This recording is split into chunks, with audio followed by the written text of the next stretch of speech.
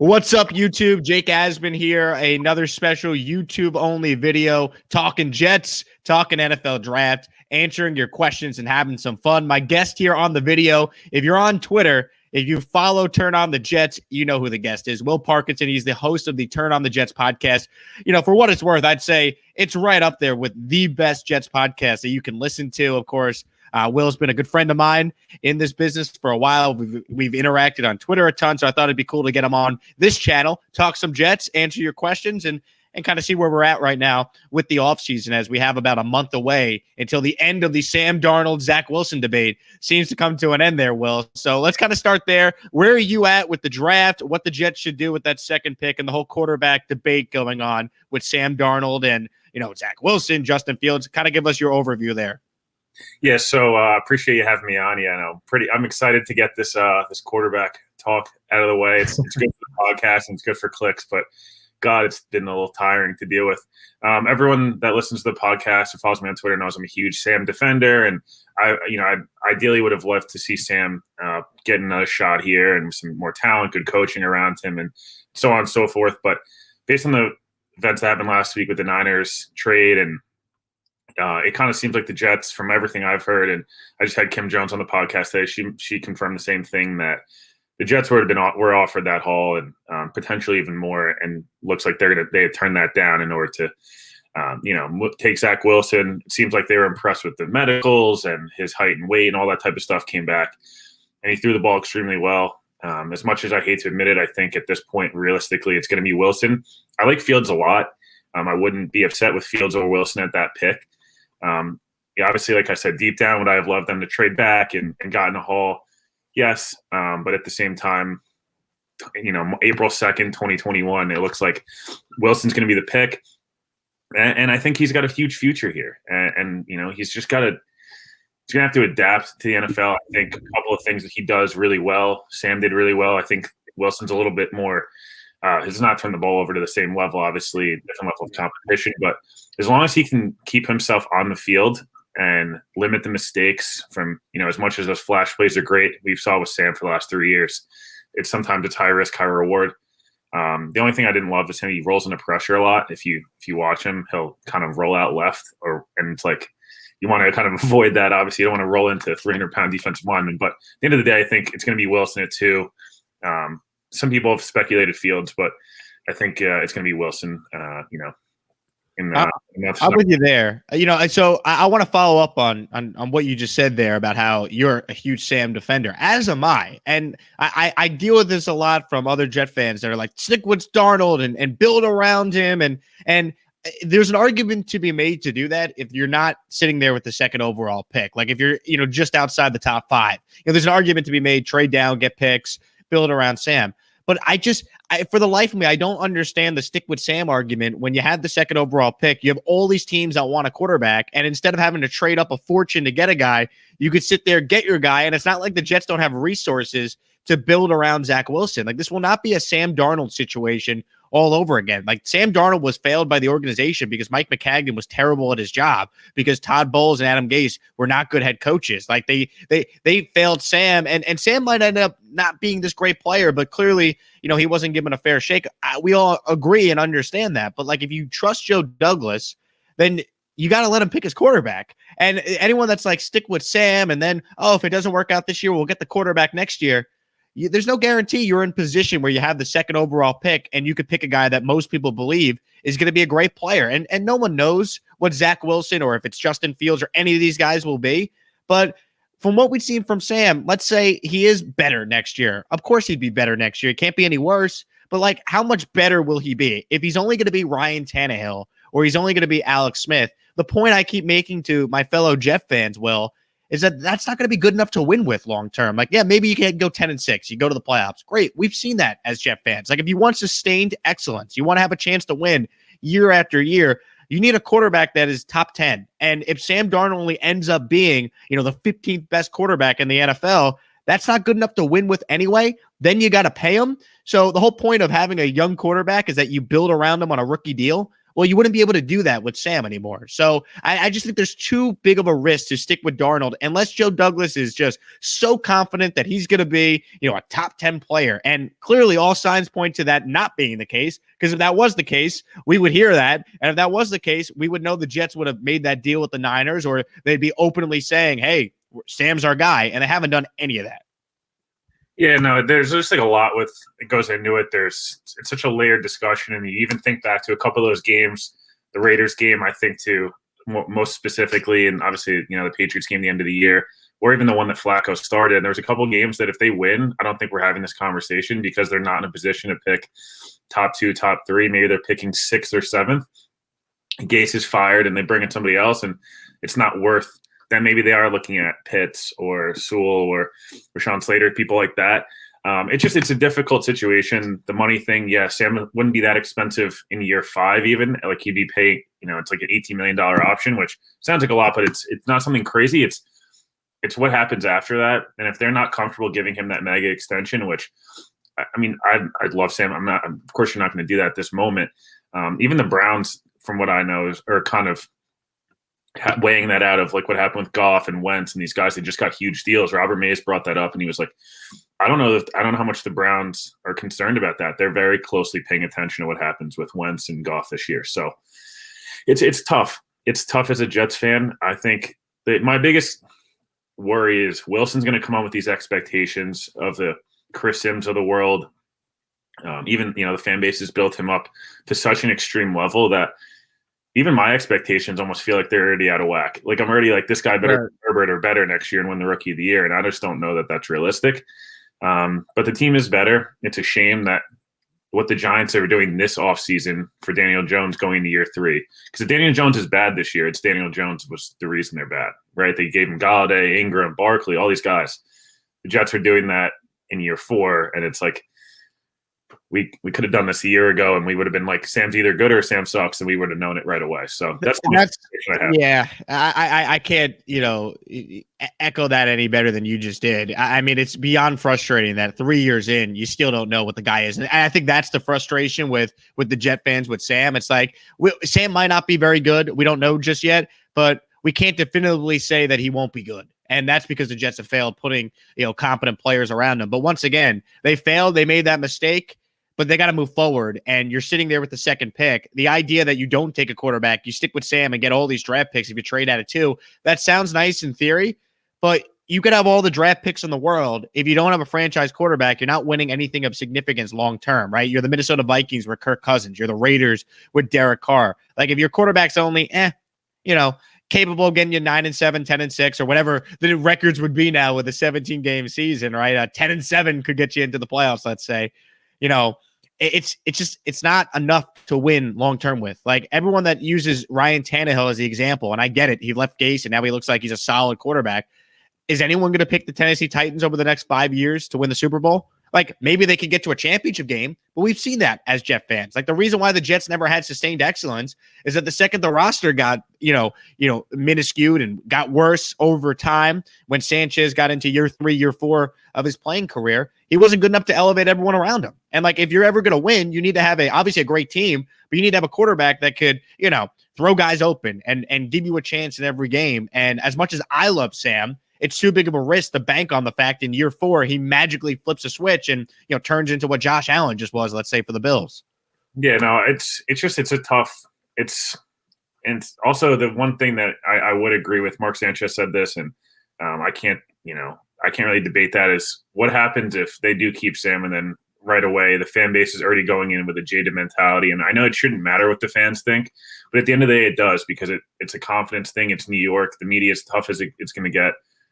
Whatever, we're not going to get to the whole Jets media, but as tough as as it gets. And in terms of, they go 3 and out that first drive, and there's two missed throws.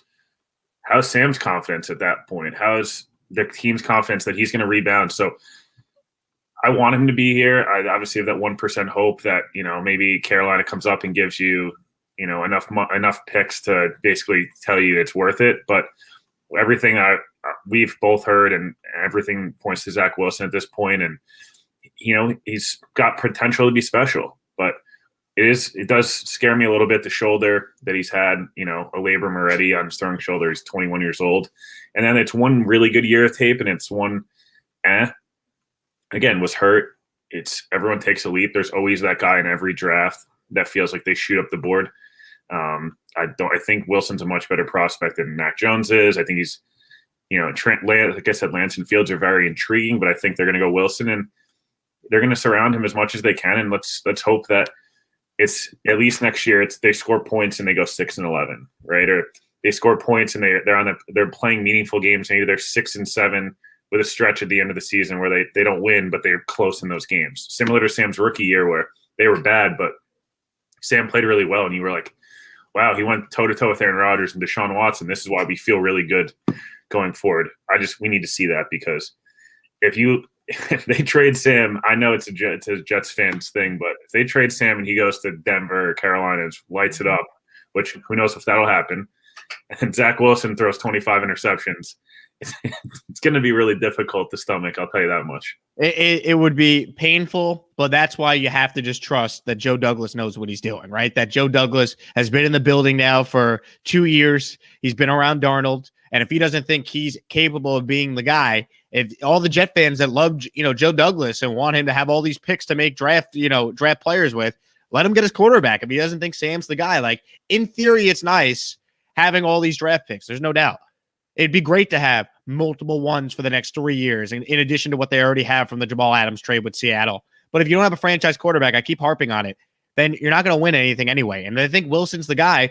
They have the pieces to build around him. Like I mentioned, the 19 total picks over the next 2 years. They still have salary cap flexibility. When you have those picks, you also can make a trade for a player when someone becomes available, right? So, you look at Stephon Diggs, he got dealt. DeAndre Hopkins, he got dealt. Like, when the time is right, if they need to go up and make a move to get a number one target, you have the flexibility to do that as well. So Zach Wilson will not be Sam Darnold all over again. He just won't. Like I said this the other day on the radio show, Will, if the Jets fail to put talent around Zach Wilson, just like they did for Sam, they got to fold the franchise, because I'm not doing this again. Like, it pains me that we're in this spot, but once again, logically speaking, the right move is to take Wilson and use all the draft capital that you still have, use that 23rd pick, use the 34th overall pick, use your picks next year, your cap space you still have this year, and build a team that will work with Wilson's strengths. And I love the fact, by the way, I'll get your take here on this, Will.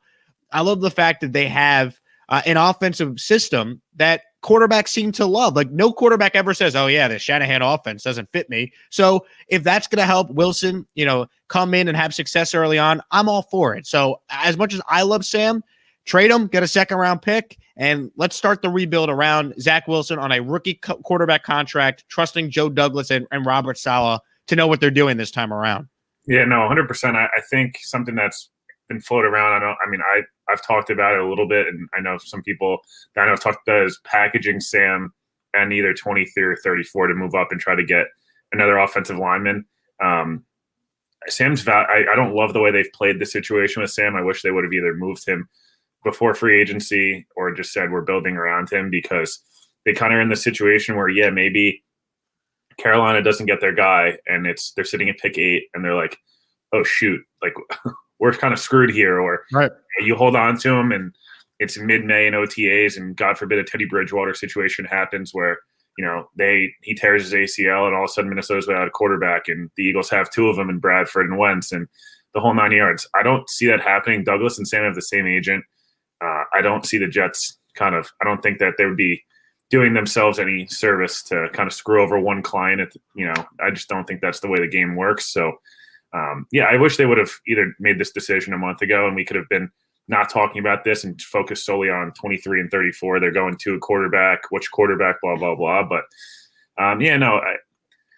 look, it's a tough situation. I think they do have a ton of picks, right? And the one thing that I know you've talked about this, everyone's talked about it, there's a lot of pressure on this draft. Last year, Mims looks like he could be a good player. Back then, obviously flashed a ton. Other than Braden Mann on special teams, the draft didn't really net you in year one what you would have hoped. Is there a lot of Adam Gase and COVID and X, Y, and Z? Sure, but Morgan looks – I don't know what you want me to say about that. He didn't even dress for a game. He took a 4th-round flyer on him. Piron, who knows if he makes the roster this year at this point based on the way the running back room looks.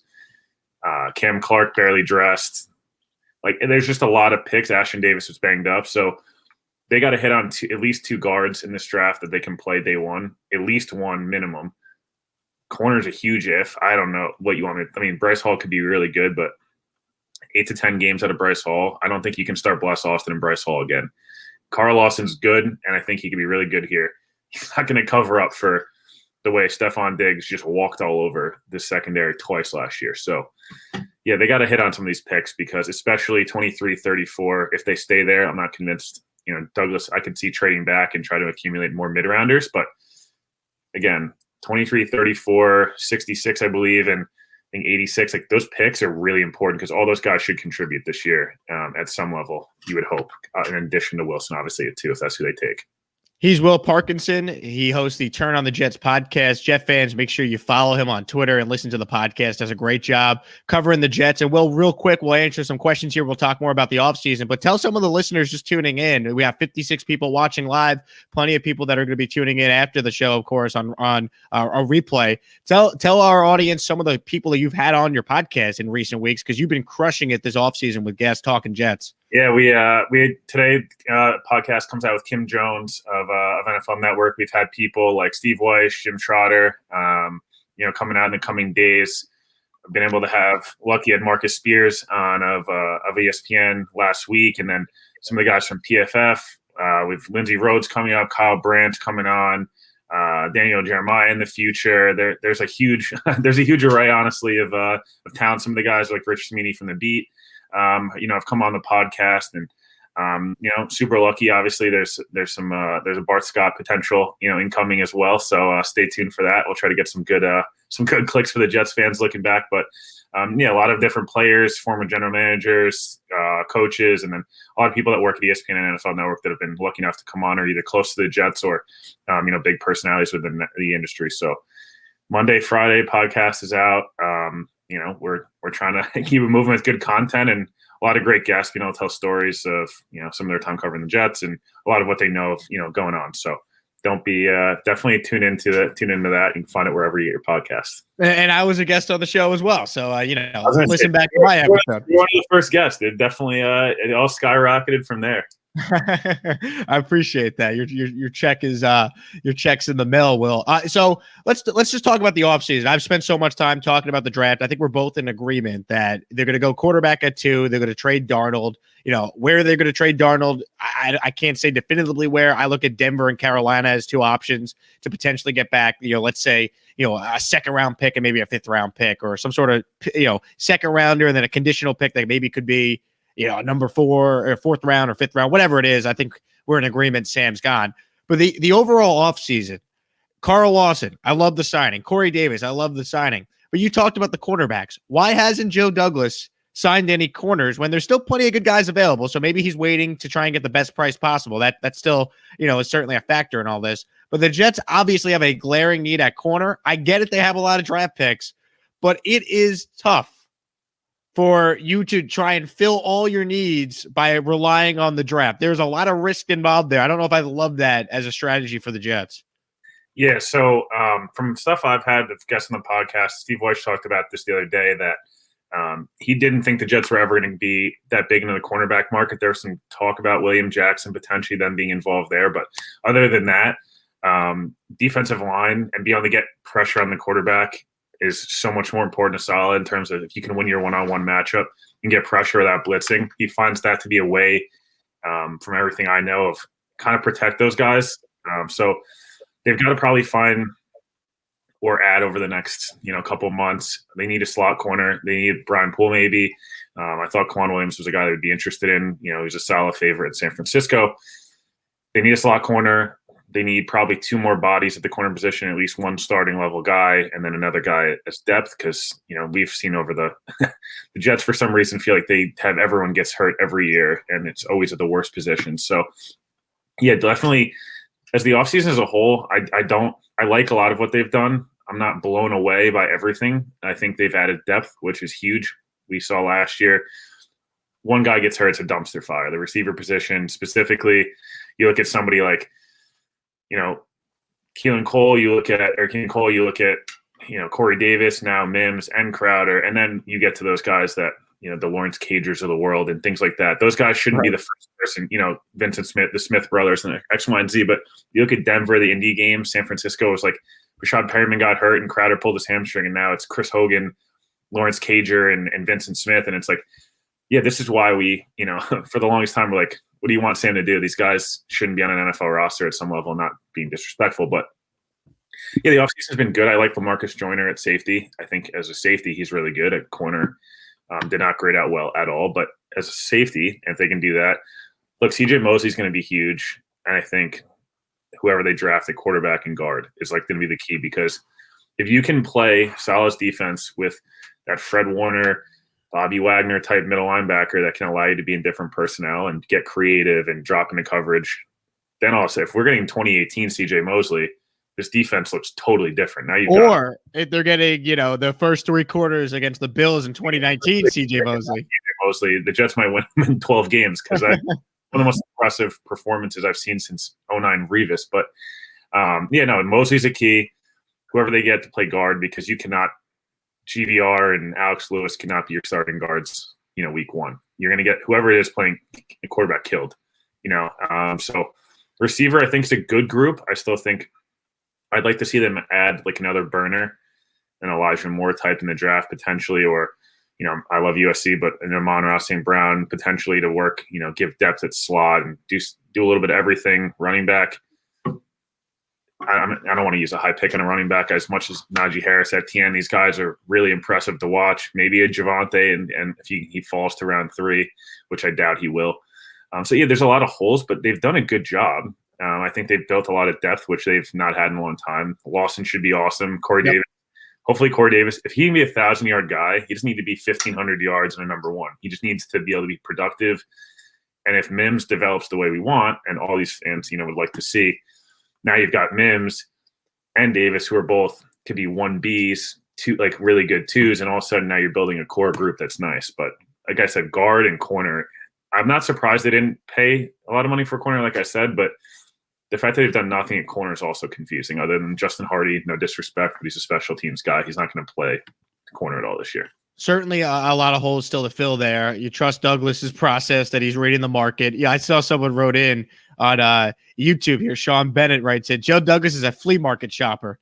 So, it's fair to say that right now, Sean. We'll see what the Jets end up doing. But in fairness to Joe, they did spend big money on Davis. They did spend big money on the edge rusher, our good buddy Carl. So we'll see what he could do. I hope that finally ends the Jets haven't had an edge rusher since John Abraham. And it's true, they haven't had an elite edge rusher since, but hopefully, Lawson could be that guy, on this defense. And playing opposite Quinnen Williams, I mean, the Jets defense could actually be, assuming Salah's the right guy, coaching them up as we all expect him to be, being the defensive, guru he was all those years with San Fran. The Jets defense, if they could just find competent play from cornerbacks in the secondary and CJ Mosley comes back, it actually could be a sneaky good unit. Like the Jets defense could actually be, probably a top 10 unit if they're able to just, fill certain needs, as we were kind of just alluding to there, Will. Yeah, I just don't. I think at the end of the day, their biggest issue has been they don't score points, right? I mean, I'm being seriously, even it's true. Even in 2019, they're winning games 24. Excluding a few different games, the Cowboys game was awesome. It's one of Sam's best games ever.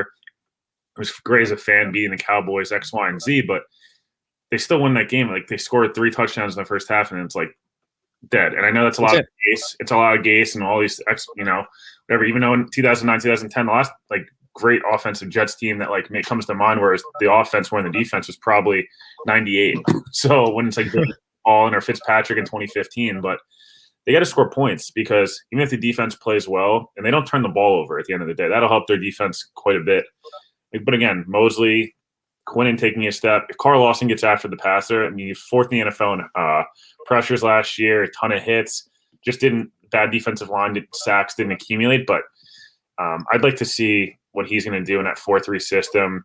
I'd like to see them add another edge potentially opposite him, depending upon what they like. But at the end of the day, we'll see what happens. Edge, we'll see at 23 maybe, depending upon who falls and who's there. It's either probably got to be Corner, J.C. Horn's there, which I don't know if he'll fall at this point. I saw him going in the top 10 in a couple Yeah, months. Crazy. That pro day was special. Maybe Caleb Farley falls to you, or Gregory Newsome, who people, a TOJ favorite with his time at Northwestern. So Greg Newsome, J.C. Horn maybe, and then Elijah Vera Tucker if he's there, as a guard tackle, type. And then, if you want an edge and there's an edge there, maybe you go for it. But we'll see what happens. It's all going to be reading the board at 23, and whether Douglas likes what's there, maybe he trades up or stays put, or if he doesn't, he might, trade back to early second round and accumulate more picks for the coming years. And put yourself in position with a rookie quarterback who you're not paying any money to. You maintain your flexibility into the next offseason where you find out kind of what you have with Wilson, what they need to do, to add on to this roster. Everyone talks about the Jets. It's like, oh, well, you got to stick with Sam because they're not going to win this year anyway. And I think that actually is more of a reason why you move off of Sam. If Sam Darnold is not capable of, putting you in playoff contention in year 4, what are we doing here? And I get it. He hasn't had anything around him. I understand all that. But I keep going back to the fact, like, if you're going to rebuild, you're better off rebuilding when you're not paying your quarterback anything and you're letting the GM get the quarterback he wants. And like from a Joe Douglas standpoint, I meant to make this point earlier, Will. Like if the Jets stick with Sam Darnold's no longer Mike McCagden's quarterback. He's Joe Douglas's guy because Douglas is choosing Sam over Zach Wilson, Justin Fields, Trey Lance, Mac Jones, whoever. If he moves off of Sam, he's getting his guy. He got his head coach this offseason. Now I just think all signs to him, going with quarterback with Zach Wilson and then use the picks to help Zach Wilson and do everything they didn't do for Sam with Zach Wilson if he's indeed the guy. Chipper Howe writes in here. We'll start to get some of the questions here as we talk Jets and NFL offseason, of course. Chip writes in guard or quarterback at 23 and then the other at 34. If the Jets did that, Will, would you be fine with that strategy? Because that to me would be a no-brainer for Joe Douglas if they went that route. Yeah. Unless there's something that crazy that happens on the board. Like I said, they need a starting corner opposite Bryce Hall. It's really risky probably to run out Bryce Hall and a rookie and expect to be great year 1, but I don't think that's the expectation. I think it's playing meaningful games post-Thanksgiving, which we haven't seen in a long time. So corner and guard, like I said, are probably the 2 biggest positions in need.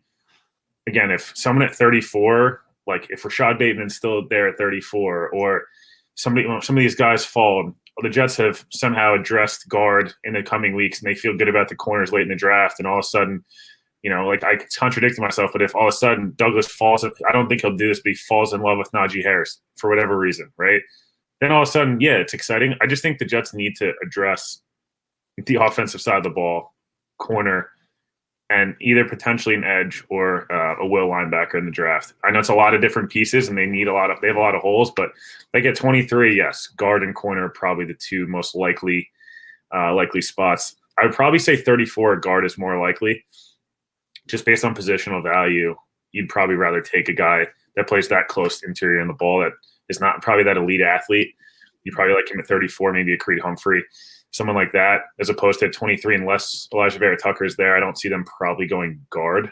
I'd probably think they'd go corner at that point because those are those special athletes that you just won't find round 2, 3, and 4. Totally with you there. Fantasy fan panel. The Jets will draft Penei Sewell. I'm turning in my Jet fan card if they draft the tackle 2nd overall. Even if they trade down and take Sewell, I still don't love that because he's not as valuable when you're just spent a first-round pick a year ago on Mekhi Becton. I actually think if they were to trade down, Rashawn Slater was probably more realistic than Penei Sewell, just because I think Slater – I talk to Connor Rogers about this all the time. He's probably an all-pro level guard. Like, for his entire career, he could just play guard and be awesome. He could also play tackle. Penei Sewell is an elite athlete. He's going to be a really, really, really good player. I'd love the Jets to be able to add another piece like that because George Fant was fine last year, but his career tells you that there's going to regression coming and it's coming quick. But yeah, I just at this point, like I said, I'll say this over and over again. People get mad at me. I want Sam here. I want them to trade back. It's not going to happen. And if they're not going to be picking at 2, Penei Sewell's not going to be there. So John writes in, can't wait for jaws to drop when the Jets trade out of 2. John's been coming at me hard on all of my Jet related videos on my channel. I see you out there, John. I just don't think they're trading out. I think if they were going to trade out, they would have made that deal with the Niners. They know the Niners as well as anyone. Most impressive smokescreen I've ever seen. I'll tell you that much. Yes. If they're trading out, they've done a great job giving all indications that they're taking a quarterback second overall, and they're giving even more indications that quarterback's going to end up being, Wall Street Wilson or whatever nickname Jet fans are trying to come up with Zach Wilson to replace the ridiculous Mormon Mahomes nickname that I refuse to say on national radio. Yeah, I mean, Broadway Wilson's even worse. So yeah, cancel that forever. I'm not a big cancel guy, but can we just cancel the Broadway? Like, no one's going to be Joe Namath until they win a Super Bowl, which we're talking about having a winning record before we're talking about Super Bowl. How about a meaningful game in like late October? Wouldn't that be nice? Dude, I have season tickets, and my ticket valuation is plummeting post September 30th. It's horrible. Did you guys see that Sam is in the 2021 ticket sales site? This is from Hefe. I did see that. I don't think the ticket sales guys are in the know, though, on what the Jets are doing. So I don't put any stock into that. I did love Adam Schefter trying to stir the pot a little bit on Twitter with this. But, yeah, I don't think the Jets ticket sales team is tipping the Jets' hand on what they're going to be doing at quarterback. Much like Corey Davis, I think that people are in the building that are not making decisions are told, who else are you going to put on that? Who else are you going to put on there? Sam's the most marketable person on the team other than Quinnen and Becton. So it's like, you know what I mean? Like, who else would you put on there? A, and B, I respectfully look, I wish that was the case. And like, oh, wow, the Jets ticket sales people knew more than Shefty and Ian Rappaport. But I mean, if that's who's going to leak this stuff, and that all these guys couldn't get a leak out of the building, that would be incredibly impressive. And I'd love to meet and interview whoever in that ticket building or in ticket sales department was able to discover that Sam's the guy. Yeah, who leaked that to Adam Schefter? Because there's no way Adam Schefter is spending his time trying to buy Jets season tickets when he's trying to break all the news this offseason. Oh my God, let's break the news. I broke Schefter. My God. Hefe also follows up. People have to realize we are in a new era of Jets football. Let the past go, even if that's Sam too. Time to either believe in the future or be doomed to our past. See, that's the thing I always say to Jet fans. It's like, if you just think no matter what they do, they're going to get it wrong, why are you a fan of the team? Like, I'm not saying like you put your blinders on and you don't criticize the team when they screw up. Believe me, as diehard of a Jet fan as I am, there was no one that wanted Todd Bowles gone more than me. There was no one that wanted Izek gone more than me, or McCagden, or Adam Gase and whatnot. Like, I try to be fair, but the idea that it's always got to be doom and gloom for the Jets, it was always doom and gloom for the Chiefs. They figured it out. Like, eventually, if you get the right people, you could break through. Like, let's use New York sports as an example here. The Knicks were garbage, but they hired Leon Rose and Tom Thibodeau, and all of a sudden they're competent and trending in the right direction. The Islanders were awful. Well, they brought in Lou Lamoriello to run their team. They brought in Barry Trotz to coach their team. Now they're a championship contender. Like, it's the Nets were a joke. They traded away all their picks. They rebuilt their team through smart moves by Sean Marks, and now they're a championship contender, right? The Mets were a joke with the Wilpons. Now they have new ownership and Sandy Alderson's back, and they're contending, for the playoffs once again. Like, it starts with the people running your team. So if you have faith in Joe Douglas and think he's going to be a good GM, and you like Robert Saleh and think he's going to be a good coach, then let them do what they got to do, because, just saying it's going to not work because, same old Jets, I think it's the dumbest logic to have if you're a fan. Yeah, I'm so – I don't know how else to describe it. It's like, yes, it is a mentality. And I had Marvin Jones, Jets, all-pro linebacker from the late 90s, early 2000s. Like, the players, do pay for that history of the team. But at some point, you have to change the history, right? You have to be one of those people. And, Jamal Adams kind of ruined that culture change thing for everybody because he overused it and then asked for a trade right away. But at the end of the day, some of these people – are going to have to want to be here. That's one thing I do like about the free agent signings. I mean, Carl Lawson made it pretty clear, I want to be here. I'm sure the Bengals gave him the exact same offer because they gave Trey Hendrickson that offer. And he was like, no, I want to change things, right? I want to make a difference. I want to be somewhere. I want to change things around. I'd just like to see there's some it's hard to have blind faith and people, maybe I'm being a glass half full guy, but in the offseason, be excited for this upcoming year. It's a new coach. I don't think the Jets have had as mature of a person in this building since probably Herm Edwards. Yes, Todd Bowles was, but he's not as loud and vocal, and there's a lot of different GM stuff going on when Bowles was here. But they were good that first year, right? And having an adult. I don't want to just sit and bash Adam Gase because he's been bashed for that. It's a mute point. But like, was he an adult in the room? Do people respect him? Do people in the culture? Is Joe Douglas walking in the room? People listen. Yeah. Does Saleh walk in the room? I cannot tell you how many people have told me this is like the Jets hit a home run with this. How many times do you hear people talk about the Jets positively? All offseason positive. Oh, good quality moves. Didn't overpay. All the guys are under the age of 27, minus Vinny Curry and LaMarcus Joyner, who are on cheap one-year deals. Right? Like, when do we ever hear that? Usually, wow, the Jets overpaid $40 million over the market value because they wanted Revis back for the second time, or they wanted Cromartie back, or they wanted X, Y, and Z. They paid Tremaine Johnson $40 million more than the Rams were going to. So smart deals, quality players, maybe not the star names people were hoping for. Like, I was an advocate. I wanted them to get Juju and cut Crowder or trade him for a 4th or 5th round pick. Didn't happen that way. Saleh, adult in the room. I know he's a defensive guy, but it's one of the best defensive guys in the league, and it's not bad having a good defense to help support whoever's playing quarterback next year. They're making incremental changes that I think it'll help. At the end of the day, like, you need to have a good structure. That's why the Browns are finally consistently good.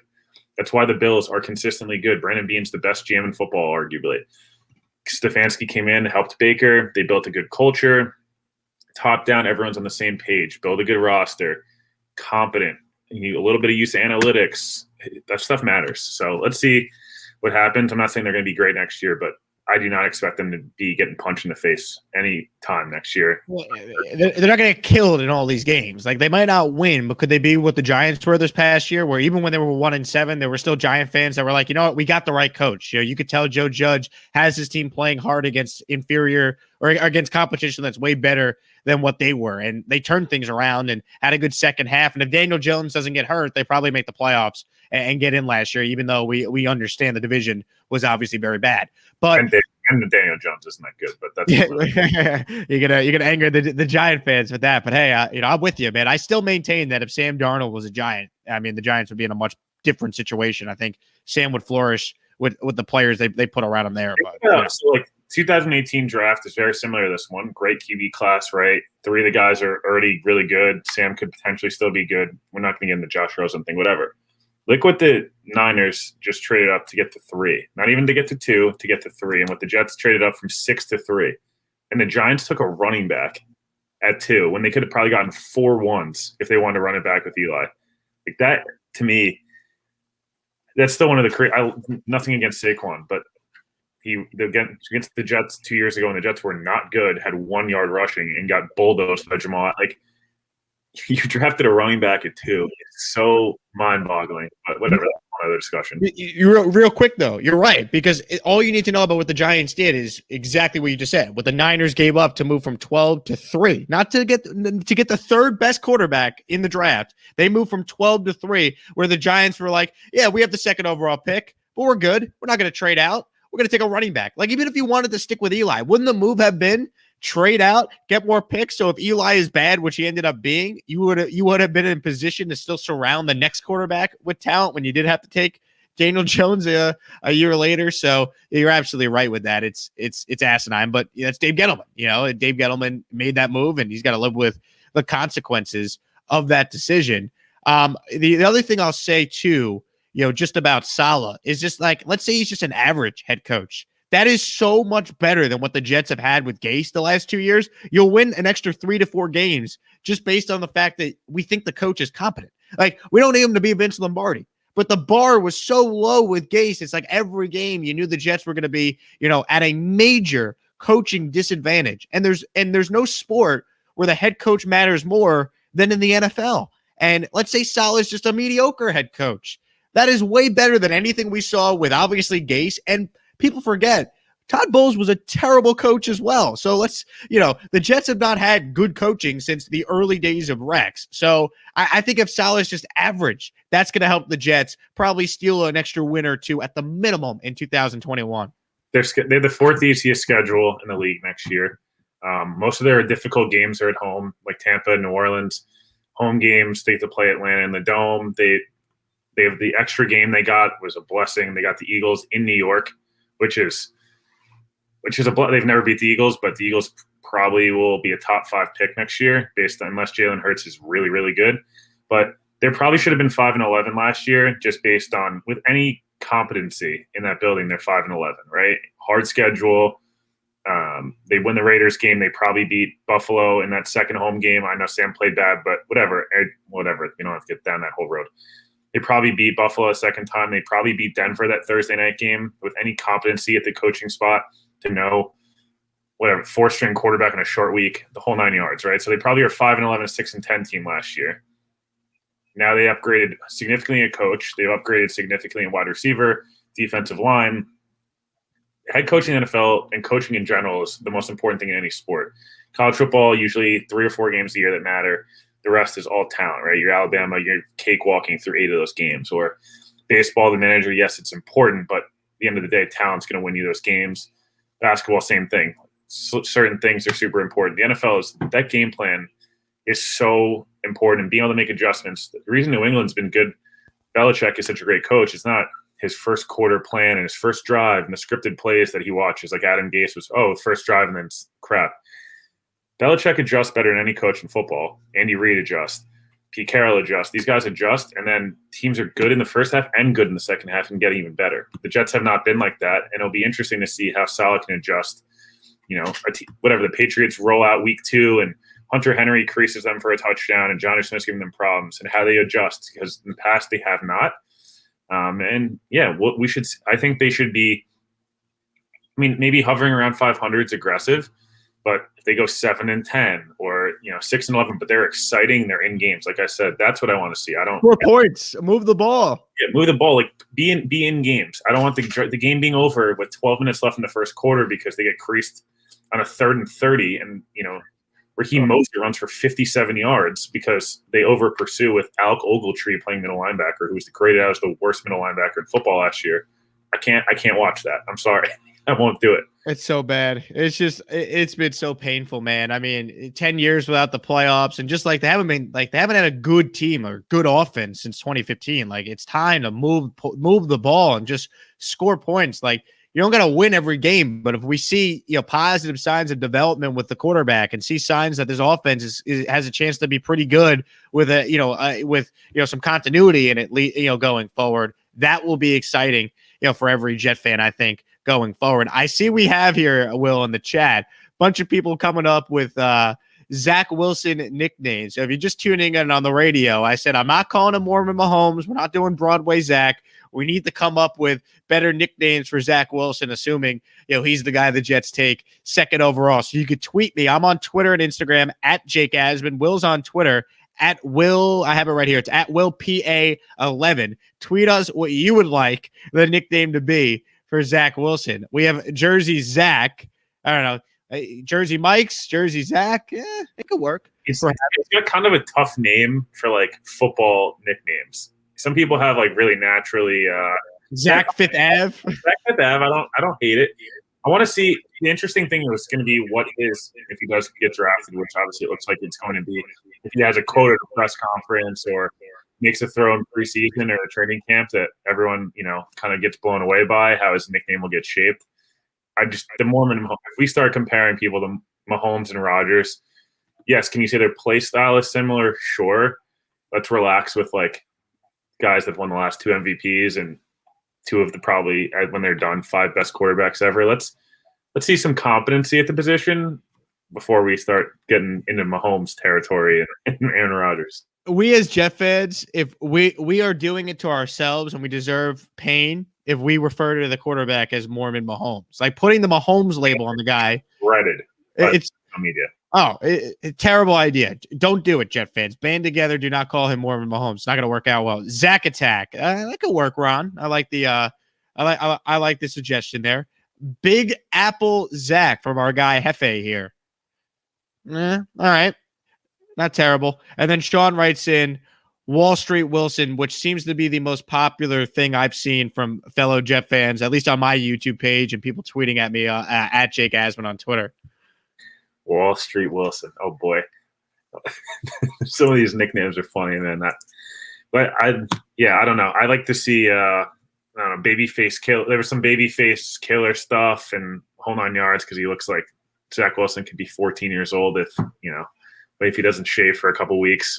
Not sure facial hair at this point, but it's pretty funny. The last two Jets quarterbacks, they went from Fitzpatrick and Josh McCown, beard, the whole 9 yards, to like Sam, who is I'm still older than Sam, and he's like a young guy who just started growing the beard a little bit. And Zach Wilson probably shaved his beard twice in his life. So they definitely have a thing for flashy West Coast guys that, even Sanchez back in the day as well.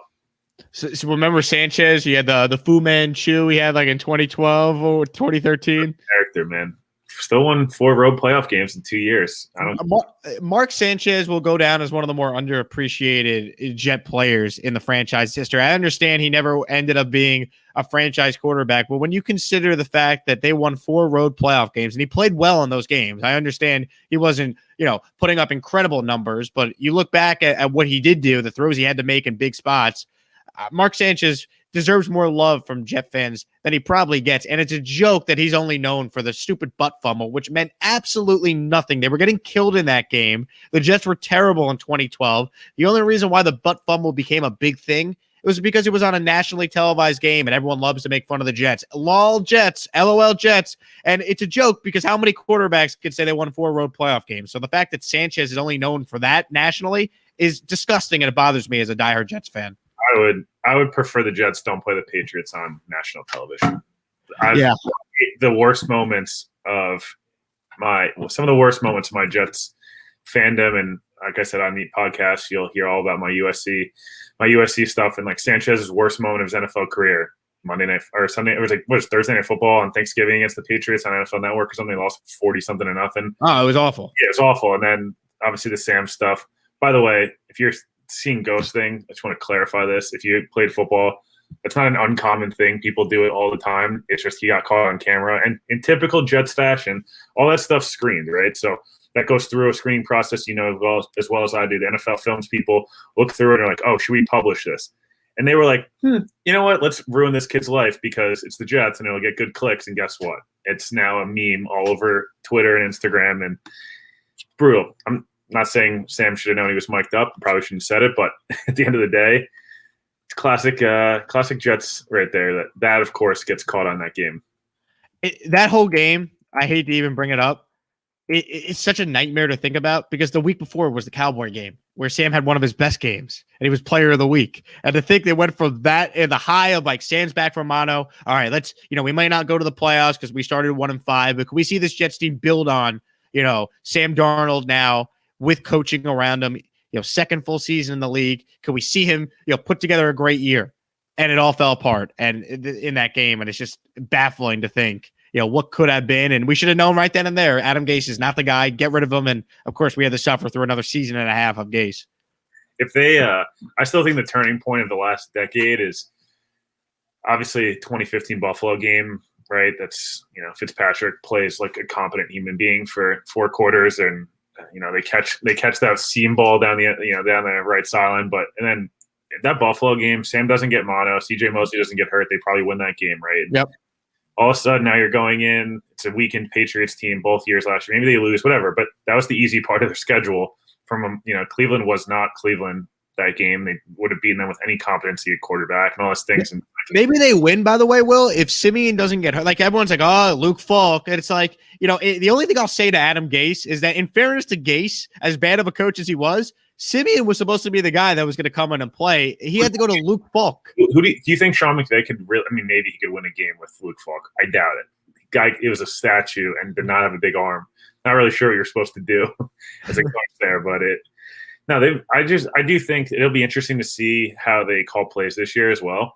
Shanahan's offense has been a lot of play action, a lot of outside runs, a lot of off tackle, and all these types of things. And the roster is getting set up that way, but it's interesting. They're going with that big body at receiver approach. So I'm curious to see if they go a lot of 11 personnel, a lot of 10 personnel, and go 4 wides and have a bunch of big bodies and just try to overwhelm people and run with 4 receivers on the field. I don't know what Chris Herndon's going to be this year. Could he be good? Maybe. Have you been waiting for 3 years for him to be good for a consistent game by game? Yes. And it will be interesting to see what happens because I don't think they trust Chris Herndon. There's no reason to. And if they trust these 4 guys they have a receiver and potentially a 5th that they add in the draft, Mims, elite blocker at the position. Corey Davis, elite blocker at the position.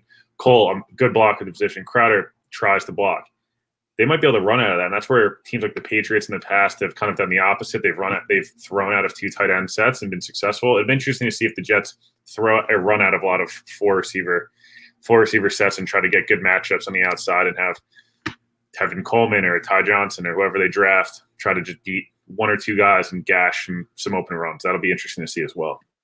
He's Will Parkinson. He is the host of the Turn on the Jets podcast. Jet fans, if you want Jet insight, if you want great guests, if you want just a comprehensive podcast breaking down everything going on with the New York Jets, definitely check out Will's podcast. Will, this has been a lot of fun, man. We've gone for about 50 minutes. At one point we had, where I see we're at 90 people watching right now. So thanks to everyone who tuned in live for this. This was a blast. Appreciate everyone.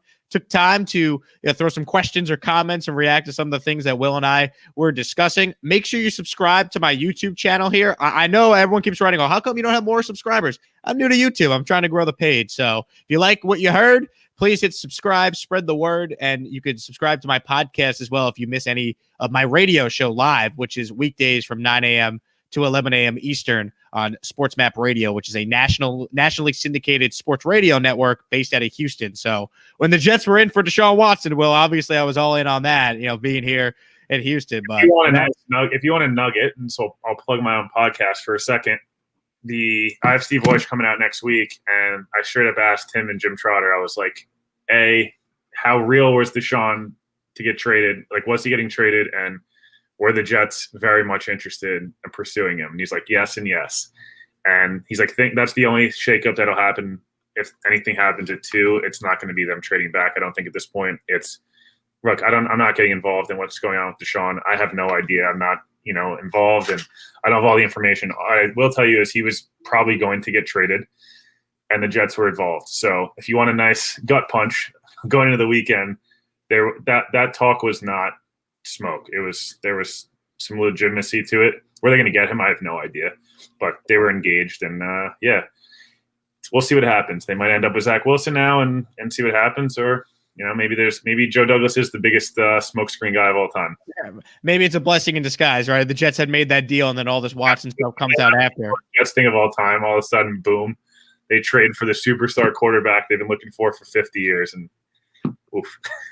And the fact that didn't happen, it maybe means that there's better days ahead for the New York Jets. Will, this was a ton of fun. Once again, thank you all who took time to watch. If you're watching this on the replay, thank you as well. We'll continue to do these throughout the offseason. People seem to really resonate with the Jets content on my channel, so we'll keep bringing it. Will definitely come back on. Make sure you listen to his podcast, Turn on the Jets, and we'll do this again soon. Talk to you guys later. Everyone have a great Friday. Have a great weekend. Happy Easter to all who celebrate, and go Jets. So long, everybody.